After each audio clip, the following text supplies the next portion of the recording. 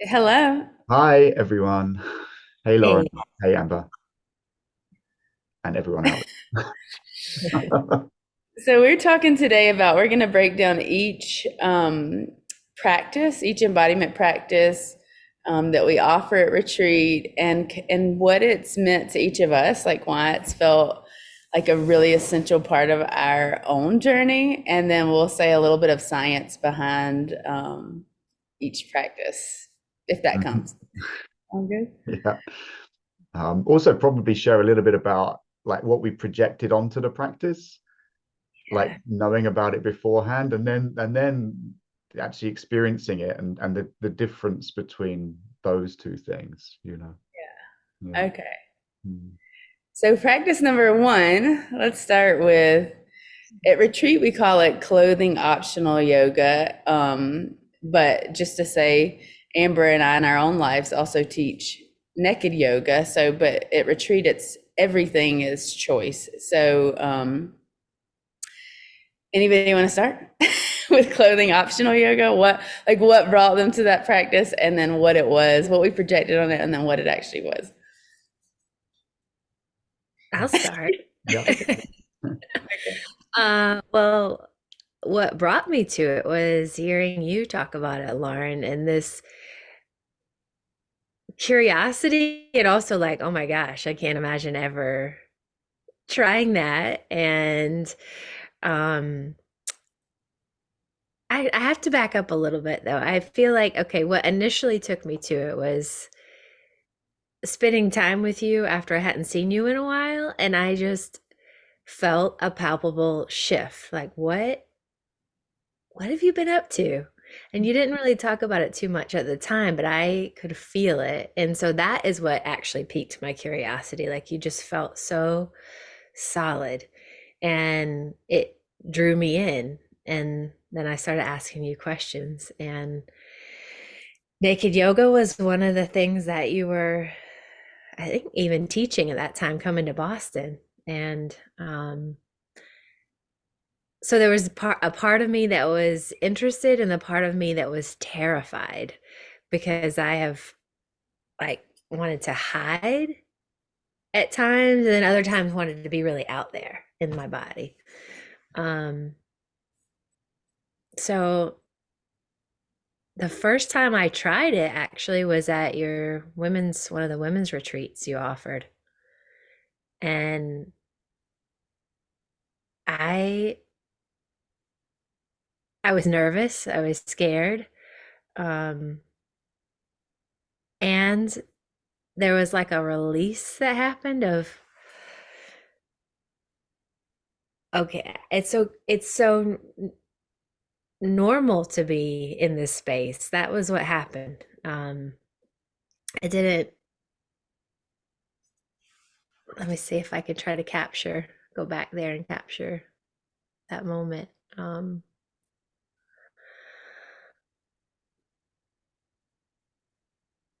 it just took away any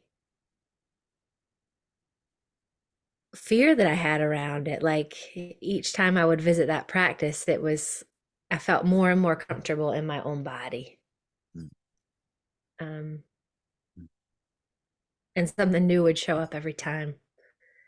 A new thought that would pop up or a new body sensation that would pop up and then being on the other side of offering it, teaching naked yoga, that was a whole other learning of just standing in it and being witness to other people. And I noticed initially I would not want to look at anybody. And so that was a whole thing too, where it's like, okay, let me stay in myself. I was learning that, how to stay in myself and also see other people too.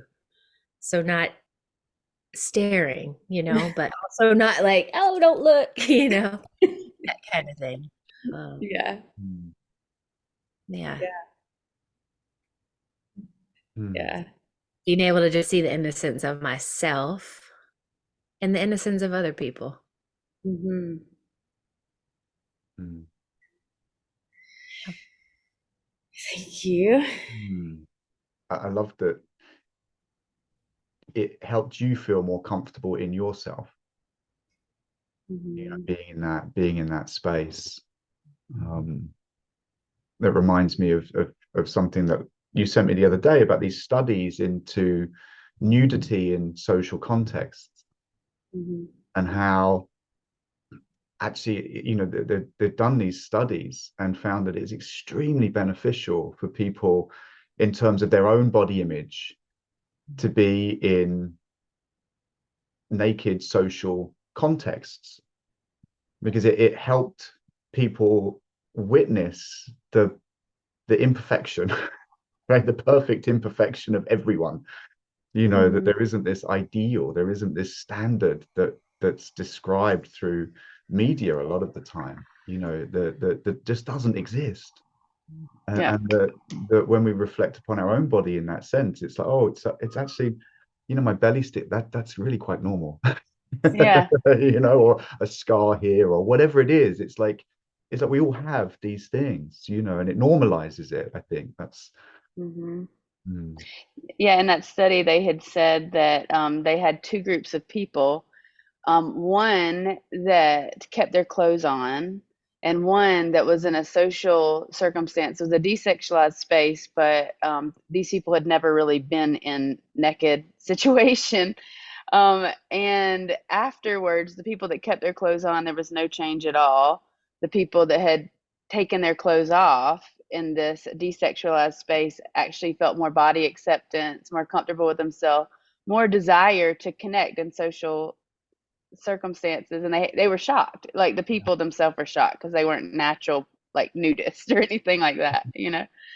mm, Um, yeah, I'll say what brought me to this practice was at a spiritual retreat with women, um, going into a hot springs and just seeing the fear of being naked. Like I was okay with nakedness with I mean I was pretty okay with it with women, but there was also the option to be with men and women, and I chose women at that time. And it was women of all ages, like in their 80s, and I think I was the youngest one there. So I was in my mid 30s at that time. And I was just like, oh my God. I just remember thinking, this is so beautiful. Like I'd never seen older women's bodies like that. And I was just like, this is like the beauty of the human experience, you know? And like Amber said, it wasn't like staring, but it was just the awareness and I just felt like this mothering energy that was so beautiful. And I wanted to know how to bring that back to other people. And for some reason, naked yoga popped in my head, and I researched it and found Willow in Boston, connected with Willow. And she's like, yeah, come up. And she taught me how she held the space, but it was not an option. It was going to be all genders there, you know? And so I was like, like I've got to really step into this. And as I stepped into it, um, I felt so safe. Like the first class I ever taught was 18 men. There was no women in the class, men or other genders, but it wasn't people that identified as women. And so what fell away was this like assumption that maybe I'm not safe in this space or something because I was so safe, and I so respectful. Like this it was nothing like my mind made it up. And I was just like, wow, like it just opened up a whole new um idea of body and these assumptions I have on people. Like that's really sad that I like just assume things or did. I mean, it's just I guess it's a human tendency. And yeah, so that's been my experience of it. And it has when Amber said there was this shift in me, it has like I feel reconnected to myself through it, and the strength that came forward through it. So yeah, Israel, do you want to share anything about your first experience? yeah. I mean, my first experience of thanks for sharing, by the way. Hmm. My first experience of naked yoga was with you.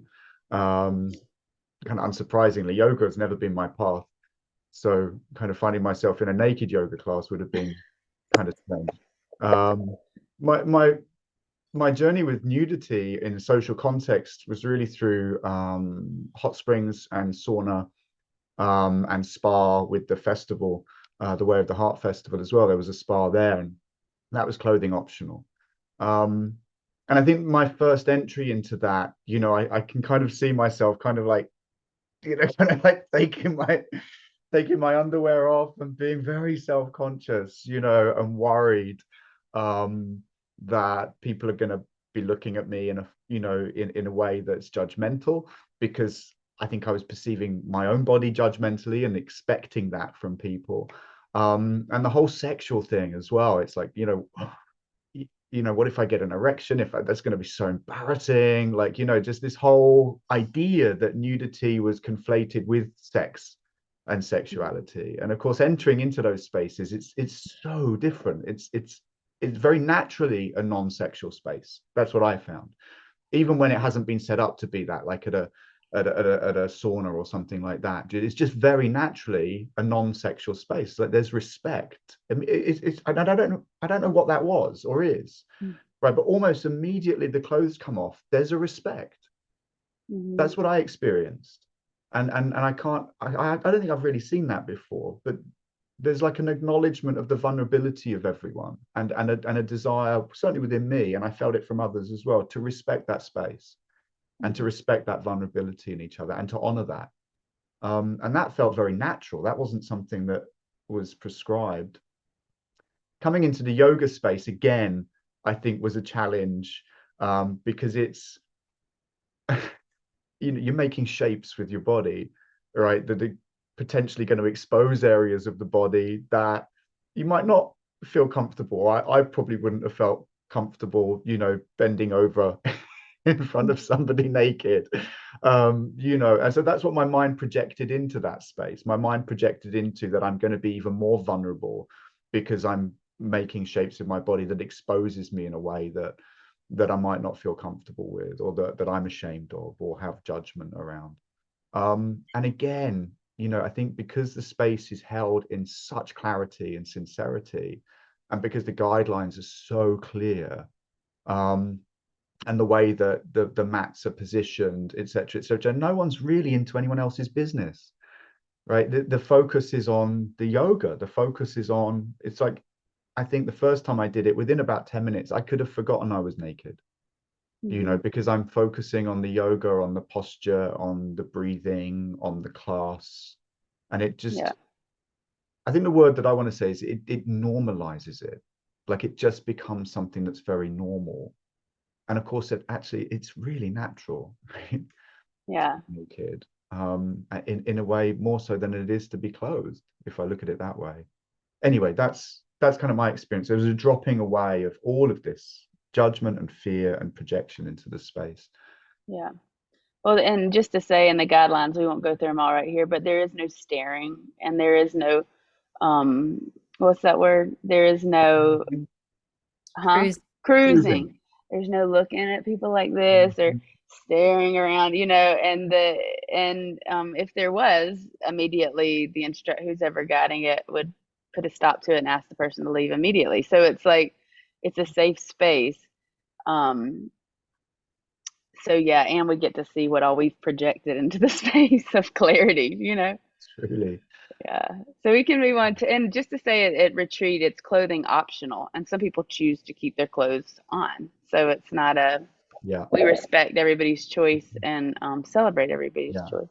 And I would say that choice can be made and changed throughout the practice. I mean, you can take all your clothes off, then you can put them all back on again, then you could take them all off, or you could take whatever, you could do whatever you want. It's like, you could start off fully clothed and think, oh, I'm just going to take my top off, or my hat, or a sock, and then it might be 10 minutes down the road, you say, actually, I want to put my sock back on. And it's like, there's real freedom, within that. There's, and that's celebrated.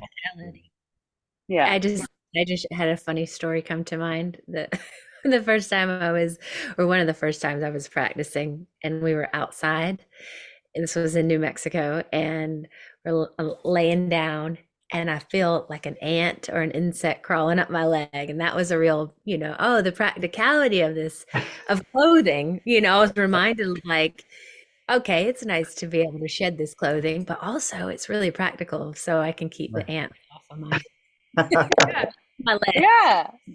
I love that. Yeah. Yeah, that's great. It's Mm. practical. Okay, so moving on to the next thing that we offer and learn every time is The Wheel of Consent by Dr. Betty Martin. And me and Israel were talking about just before this call about neuroplasticity and how our bodies and emotions and the way we experience things comes from our history. So if we've become used to people pleasing and don't even realize we do it, or we've become like no is just a habitual thing that we say, this is a practice where we really fine tune our listening of what's real and true, and honor that in the wheel of consent. We speak to what we're a yes for, what we're a no for, what we're a maybe for, and we get to see what saying no feels like. Does that feel uncomfortable, or receiving no, and why does that feel uncomfortable? And we get to celebrate one just honestly speaking what's true. Does anybody want to share more about that? Well, I'll speak to just what you were saying about it, because it's in this specific container and the guidelines of it are laid out really clear. It became obvious to me, like, it's just not personal, right? The Mm-hmm. no is just not personal.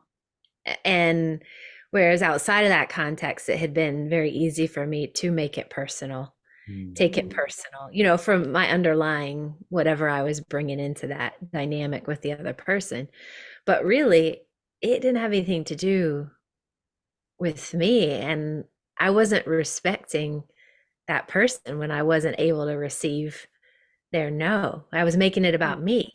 Like, so Mm-hmm. you could see in the wheel of consent practices, like it just took that out of the equation. So now in a dynamic that's just not wheel of consent involved at all, I have access to that, of seeing that, oh, wow, it isn't about me. And that tendency to try to make it about me, and no, my feelings are hurt. No, that story is just false. So that's something I really appreciated about it.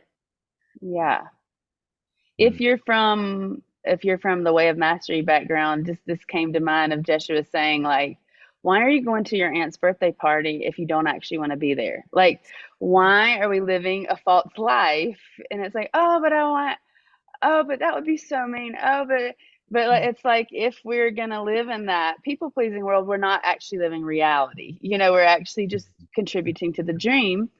And when we can speak our honest truth, it actually, and this is what I've learned in working with people too, is when I can speak what's actually true, all of a sudden that person will be like, oh my God, I noticed that you really don't have a problem saying like what's true.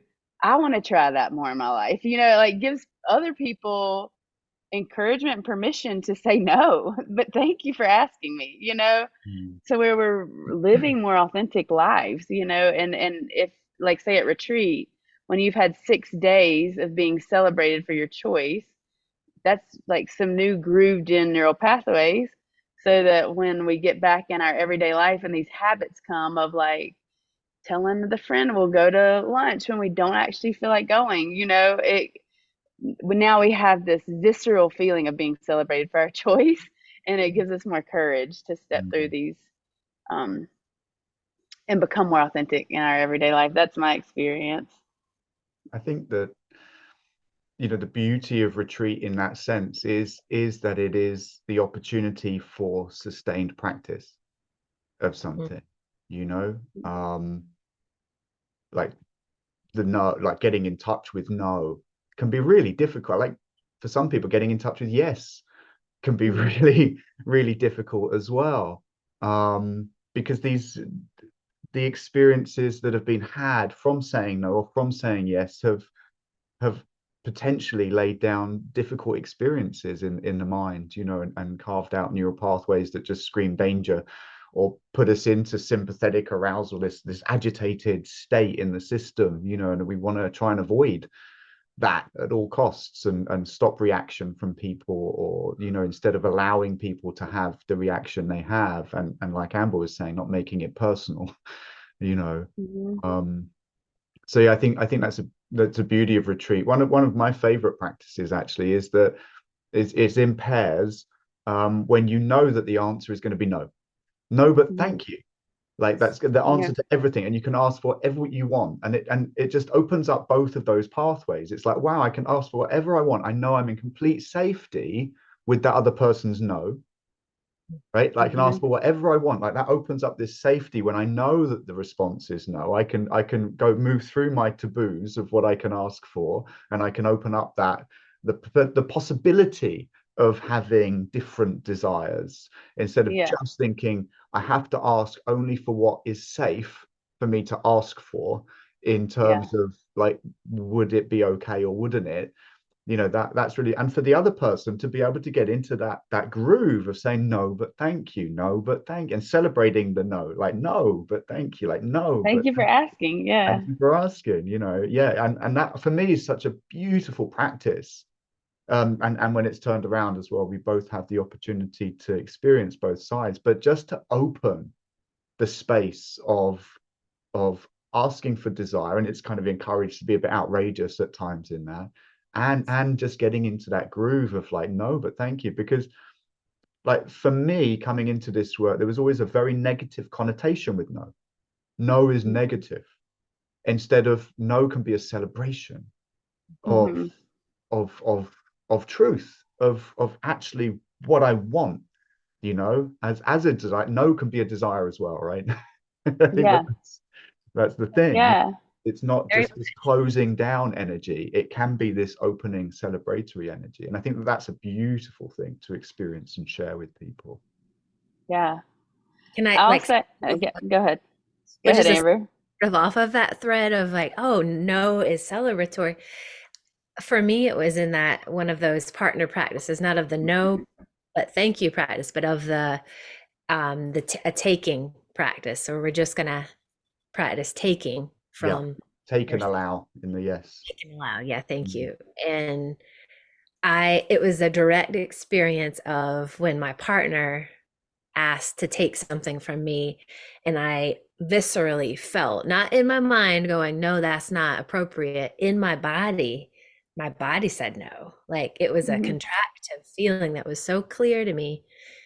I was like, oh, I can trust myself. I Mhm. can trust myself that I will know, not just from a preconceived idea, but my body's going to communicate to me in real time. What is the no? Where is that boundary? Mm. Where is that line? And that was a real, like, I felt celebration in that, because I'm like, oh my God, I can trust myself. I Yeah. do. And I've just disregarded it so many times in my life and blown past it. And that was because it was just such a petite is the word that comes to mind exercise, 3 minutes, and very clear. These are the guidelines for 3 minutes. We're going to check in with each other and go, can I do this to you for 3 minutes? And when my body said no, it was like, no, but thank you for asking. You could do this. And I felt my Mm-hmm. body. And Mhm. then Yeah. just the whole system let down, like relief, parasympathetic Mm-hmm. transition into, Mm. yeah, you can do that for three Yeah. minutes. So that was a huge aha for me.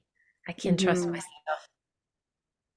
Yeah. On the back of that, I want to say how in this practice we learn if we can't hear someone's no, we can't trust their yes, really. If we can't hear someone confidently say no, we also can't trust that the yes is actually valid. And so it's like, yeah, I just see through this practice in myself, I can see energies present that I used to couldn't even see present. Like if we can't say what we want or we can't say yes and no, we're really doing the same thing, but we're just manipulating to try to get the thing or um yeah, and it becomes way more apparent once we get clear in ourselves.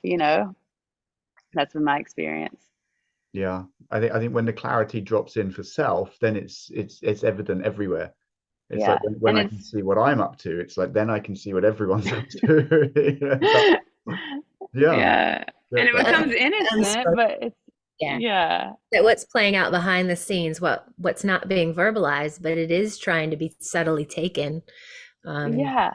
Yeah. or like for me, I've been one who has tried to push them into a yes. Like Mm. when I was given a no initially, but I didn't like that answer. So it was a manipulation, of trying to get them to change into their yes. And like through practicing this, because it's just so boom, boom, boom, clear. I don't want to do that. It's like, Yeah. ooh, it feels icky now. And just taking the no first time is easier too, to just Yeah. receive somebody's no. I had that experience with my daughter recently. I had invited her to do something, and initially she said yes, but then later on she had a change my mind moment, and what came out of my mouth was, oh, thank you for letting me know that you changed your mind. Thank you for letting me know what you want. And it Oh, was that's so such, clear. It wasn't me just parroting something. It was like, mhm. and I saw her face change because I think she had felt nervous to tell me she changed her mind. But when she heard me and received that energy of, I welcome that you changed your mind. There's no, Oh, I don't yeah. want you to pretend with me. Yeah. That's such a gift to I think give that people. when I hear that helps her trust herself as well, right? Mhm. It's like when we start pouring doubt on someone else's decision because we want to take something from them, usually dressed up as an attempt to serve them. Also, I'd really like to give you this. Do you know what I mean? So Yeah. I can take this under the surface without you seeing. Yeah. I'm very good at that, by the way.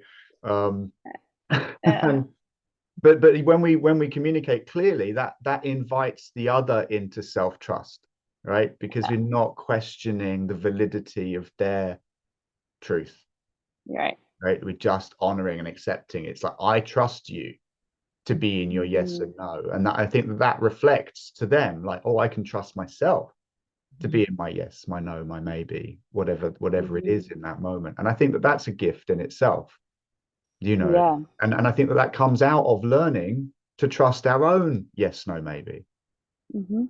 right? Having that experience of feeling it in the body somatically, it's like it's a no.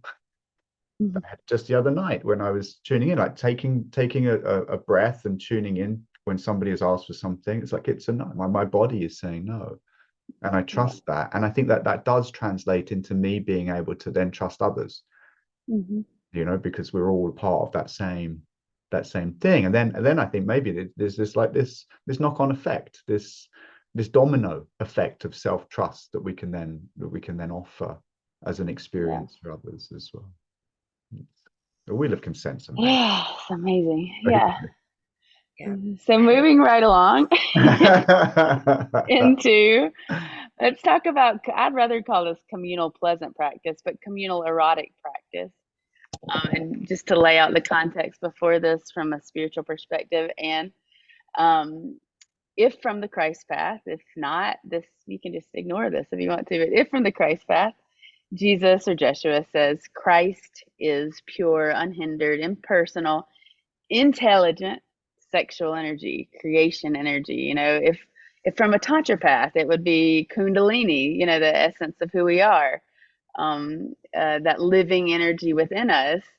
And when we've blocked feeling, or we're afraid to feel, or the living essence of who we are gets distorted into all kind of things. It loses the innocence. It doesn't ever lose its innocence, but in our minds it can lose its innocence. And so communal erotic practice, or communal pleasant practice, is about bringing all energies back into neutrality, and no one's touching other bodies in this practice. Everybody's in their own practice.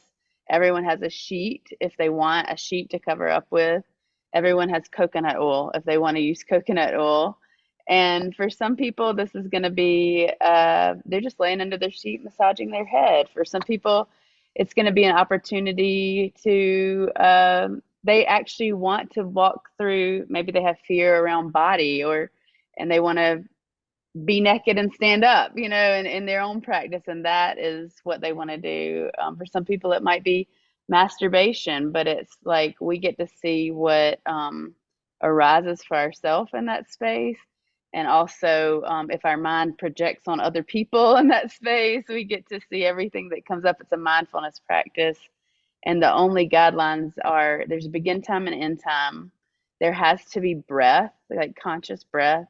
There has to be sounding at some point in the practice and movement of some sort, even if it's just wiggling your thumb, you know, during the practice. Um, does anybody want to share what their experience of what they project, maybe what we projected onto it, and then I what just it want to say actually that was? there's guidelines as well about watching other people. There's Yeah, no no, sort of what? Yeah, staring. You're not going to be sitting there like getting off on what someone else is doing. You no. know what I mean? It's You it's have a it's a self-contained practice. internal gaze. And, Yeah. there can be a witnessing at times. If something's happening, you might briefly look and take inspiration from that, but it's not to be focused on someone else. Yeah. I want to change that wording because I don't even enjoy the wording you just said of taking Right. inspiration. Mm-hmm. Like for me, it's like this is how it was described. At Somatic Sex Institute was like there's a natural curiosity in humans. To deny that there's a natural curiosity in humans would be false, really. So if we hear somebody making a sound or something, we might naturally just be like, "What's going on over there?" You know, but and then it might be like, okay, I want to make that sound and see what it does. You know, like what is it? And so it's more of like a childlike curiosity than like um maybe that is taking inspiration. I don't know, but that word kind of had a my body was like, you know, when I heard you say that. But like a childlike curiosity. Mm-hmm. It's softer what you've said It's softer. than Yeah. taking inspiration. It's that word taking again, isn't it? We should It is. go back there. Without There is, consent. Yeah. I guess Without it's consent. because And I without don't want consent. that. well, It's that's the Right. thing, isn't it? Yes, I'm not exactly. inviting you to while I'm in this Yes, supposed to yes, be a safe indeed. space. That's why Yeah. it gets like, Mm. because I'm not Yeah. inviting you to take Yeah. that. Not inviting you. Very true. Yeah. Yeah. Yeah. See how Yeah. this conversation just went up? We're all expressing like what's actually happening for us. And this is what happens at retreat of like Yeah. what doesn't feel right and what does, you know, and what so yeah. Yeah, I mean that's really welcome at retreat, and everyone's voice is desired and welcomed in that way at retreat. Yeah. To just like that didn't land for me. It's like it's okay. Well, let's hear what that is, Well, and what's there, because I really get it. mhm. Um, but for me, the communal pleasure practice, communal erotic practice, communal pleasant practice, I like that. Um, Again, it's a space that the mind wants to project into really strongly. It's like you're doing what? Like you know, and again, it's like the mind or my mind carried in like these fears. That there's a fear of being seen in a certain way. There's a fear of like raising sexual energy, like allowing sexual energy to flow through the body in a context like that there's some shame around that's a private thing that shouldn't be shared in that way, that there's a fear of projection of that energy outwards. There's a fear of being judged coming back in on it, like if I was to make noise, like a sexual noise, or if I was to engage in arousal and masturbation, for example, like how would others perceive me? What would that be like? That would be my fear going into that space. And again, it's like entering into that space within the context of the guidelines, and it's a very relaxed space with music, gentle music in the background, and there's somebody guiding and leading. So it's very held. My experience is one of like, oh wow, it's like this is a beautiful opportunity for me to actually just get in touch with myself and to experience pleasure. um and there were moments where sexual energy came, but on the whole I've experienced it as a quite a non-sexual thing. Where it's just been like, oh, like when I've tuned in, it's like I just want to hug myself, or I just want to stand up naked and move my body and dance and rub my body, you know. And it's felt so innocent. I think that that's the Hmm. thing, like so normal and so innocent and completely contrary to what my mind would say it is. And that's where the new neural pathways start to be formed, when the Hmm. mind is not supported in its projection into the space of what it is, but it sees something new, the experience is Yeah. something new, you know, and beautiful. Oh, and I want to say, as far as we and Amber's guided it too. I've been in the practice and guided the practice, and I want to say it's almost like naked. It's like clothing optional yoga. People just naturally respect the space, so you don't have people looking around. People are just in their own practice, and people aren't, especially towards the end of the week, people aren't afraid to express themselves. And like one person expressing themselves, all of a sudden, this person over here feels free to express themselves, and yet it may be totally different. Like this person's just like might be dancing and this person's crying, and this person, but it just like unlocks this fear of expression, and yet it's not from a fantasy or anything like that. It's from just being in oneself and what's arising in the moment. So that's my experience of witnessing and also, or holding the space in the witness state, and also being in the practice myself. Mm. Yeah, that's what came for me too, Lauren, was it's very similar to the naked or clothing optional yoga practice because beforehand the container is spelled out black and white. Like these are the guidelines. We all agree to them. It's going to have a begin time and an end time. There's that feeling of being held because it's supported by here's some music, and then there's a person or people, as the case may be, holding the space and paying attention. They're not Hmm. one holding the space or leading the practice, guiding the practice. I guess guiding is a better word, is in their practice, but also aware of the other people in the room. So, and that's felt like, oh, I know I can sink more deeply in myself when I feel safe. And I know, say, if you are leading it, Lauren, like I know you got eyes on the room, for the physical and also for the subtle energies, and you would speak to if something felt a little off. So that helped me feel okay. I can drop into my practice. And before I ever tried it, and Lauren had talked to me about communal erotic practice or mindful pleasure practice. That's kind of where I've landed. I like to call it mindful pleasure practice. Um, my mind made up all kinds of stories like we're all going to be in a circle. This is like has like energy of orgy or something like this type of thing came to my mind. Mm. Like I couldn't almost even fathom it. Like I wouldn't even let myself go there too much because I was so scared of it. And then in the practice itself, as a participant, it became like, this is fun, Hmm. actually. And I'm in my space. And yeah, there are other people in the room, but that kind of became an aside. Like I'm aware and I hear, but I'm so much more into myself that it's like everything else receded in a way. Hmm. And that's what made it also feel really innocent. Um, the experience of like going from everything from like a full on, like going into an orgasmic state, like to at some practices, like I just want to lay here and I never even go towards my genitals. Like that didn't even feel, but it was still enjoyable to like get up and dance. And like that was an edge for me to like get up and dance in that space. And that was where I felt celebration and Mm. pleasure and aliveness. So it totally blew apart any preconceived notions of what I had and any fear I had, because it did feel so safe and it felt really innocent. Um, and I don't know, it sounds like a big statement, but it changed the way I walked in the world too. Both of those practices, the naked yoga and that mindful erotic practice, Mm-hmm. like it's safe in this body in Yeah. all of its expressions. Um, Yeah.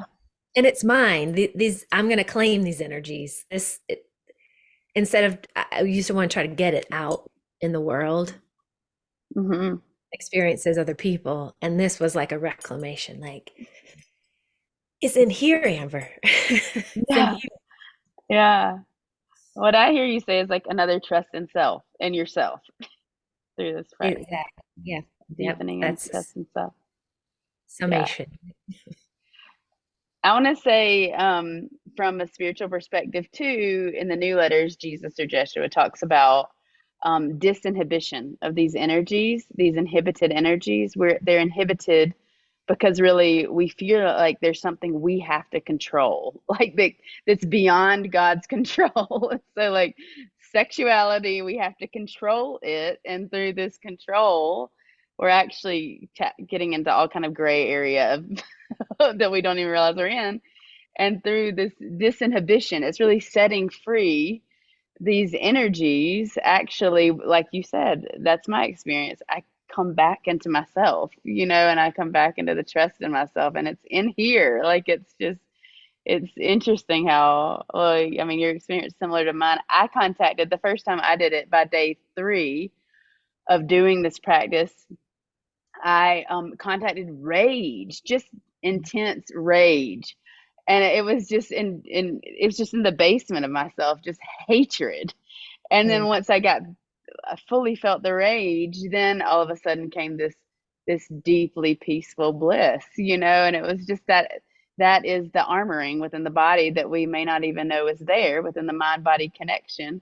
And as it's released, our system opens up, our energy centers open up, and yeah, it's really, to me, it's like an opening back to God, really. So Yeah. yeah.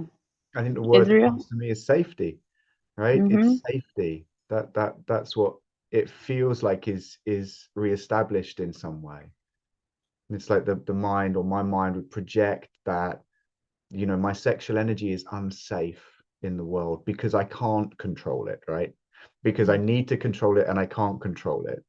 And then it has this life of its own. And actually there's something about these practices that reclaims not control, but the acceptance that it doesn't have that power over me as consciousness, and that there's a safety within that I can step into this space that my mind would project that I'm going to lose control in some way, and this sexual energy is going to take me over, and I'm going to be rampant, and it's going to be awful, and it's just not what this space is for at all, and I'm just going to be like this one walking erection, just going around like without any agency, and of course that is a fear, I think, with the sexual energy, and these practices bring it back for me into I can truly allow this energy, like, to be present and to be felt and to move, and I'm not at compulsion. Like, my mind would tell me that there was something compulsive about sexual energy, and actually these practices bring it back into, like, I am always at choice, and that's where the safety comes in for me, and that's actually where the power comes back to self, in relation to me, myself, my sexual energy, and bringing it back within to me as well, that I'm not reliant on someone else, or that someone else doesn't have that power to elicit that reaction in me. It's like I'm always at choice, and I think that that's the real beauty of these processes, and there's something fundamentally safe in that I'm not Yeah. going to act in a way that is beyond my agency. Yeah. What comes to mind is this idea of like Victoria's Secret. All of this is like, this is secret, and this is just for this person, and just And it really is a distortion of mind, really. It's like, and it makes it more, and that's the purpose of ads and things like that. And once we've approached all of this in mindfulness in a safe way, with guidelines, with conscious human beings, it's like, oh, it like falls away for the illusion it is. It's like, what is it? Oh gosh, what is that little saying? Anyway, it's just like it's a con. It's just a fake. Like it's like, and then we come back to ourselves through. Dr. Joseph Kramer used to say, if there's a Max, if there's a Dr. Joseph Kramer used to say, if there's a taboo, like break the taboo and see what's there. You know, it's like if there's a fear, can you approach it mindfully and with guidance, consciously, and you see like, oh, it's nothing, you know. It's But like a demystification, isn't it? We demystify these things. Like the fear is in the mystery of, in a way, it's in the unknown. And then when it's known, it's like, oh, what was I afraid of? It's like it yeah, wasn't what I thought it was. I think that's no, really yeah. fundamental for me. It wasn't, and it isn't what I think it is. It's something else. My whole house is waking up right now. So Well, maybe this maybe is, that's a good time I to feel like this start is wrapping this up. Yeah, that sounds good. The dogs are all saying hello. I can hear. Yeah. Okay. Anything else? I just want to say, like at retreat, everything is by choice, and we've spoken about clothing optional yoga, and the same with the pleasure practice. It's clothing optional. You have a sheet, you can tuck yourself away, you don't have to be seen, you don't even have to turn up if you don't want to. It's like everything is by choice, and your choice is celebrated. So I really want to just bring that to the front, because that's the essence at the heart of the retreat, really, is choice. And Yeah. Jeshua in the Christ path says the kingdom is choice. Like that's the gift that's been given to us, and we need to learn to practice again what it is to make choice, and to become congruent in ourselves, our bodies, our hearts, our souls, our minds, with that choice, and then there's real power. So that's what I want to say. Yeah, and being celebrated that this person's choice is totally different than mine, and that's the beauty of God. And that's the diversity Yeah, and and beauty of witnessing God. that, like witnessing other people make different choices, and there not being any energy of, no, you need to stay and do this Yeah, practice, push through it. This is good for you. Yeah. I know it's yeah, good for you. Yeah. Oh, thank you for telling us what you want. And Mhm. if what you want is to leave the space and we'll come get you at the end, thank you for letting us know. And like Mhm. that being yeah, so not just like unspoken, but spoken to. Mm. Like, yeah. Yeah. It's Yeah, I trust. had a friend at one of our retreats that was saying, like when she said no, that was her learning of like, just it wasn't even really about the practice itself, but in that moment, it was just like, no, I'm not gonna do this, and I'll see you after. And having that celebrated, and it was just like that reclamation of self, yeah. you know. Yeah. Thank you both. Mm. Yeah, Thank you, Lauren. Thank you, Thank you, Israel. Amber. Yeah, you're very yeah, welcome. Thanks, yeah, Lauren. Thank you, yeah. Amber. And yeah, well, bye for now. Bye for We now. had